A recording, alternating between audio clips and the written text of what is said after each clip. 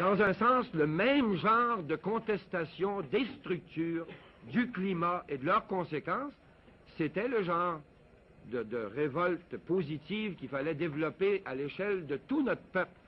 Parce que nous aussi, on est comme peuple dans des structures de l'ancien temps qui s'appellent le système fédéral, dans lesquelles actuellement, si ça peut vous intéresser, le dernier rapport que j'ai, après 15 ans, je pars de la commission Tremblay, après 15 ans de tiraillement, de conférences fédérales provinciales, de reprises, puis d'arrêt, puis de reprises, puis de projets, de statut particulier, puis de statut distinctif, puis de statut spécial, puis de statu quo amélioré, puis tout ce que vous voudrez. Actuellement, on me dit, et ça doit être changé depuis qu'on me l'a dit, il y en a un qui vient au monde tous les jours.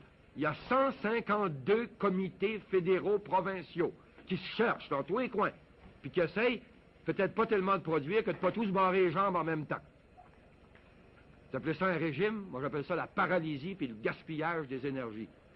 Et ça entretient ce climat invraisemblable, littéralement de stérilisation des énergies collectives du Québec. Ça affecte dangereusement les énergies collectives du reste du Canada aussi. On se paralyse mutuellement. Ben, est-ce que c'est pas un peu, beaucoup, à l'échelle de tout un peuple, une contestation de structure, de climat et de leurs conséquences néfastes aussi valables que toutes les autres contestations?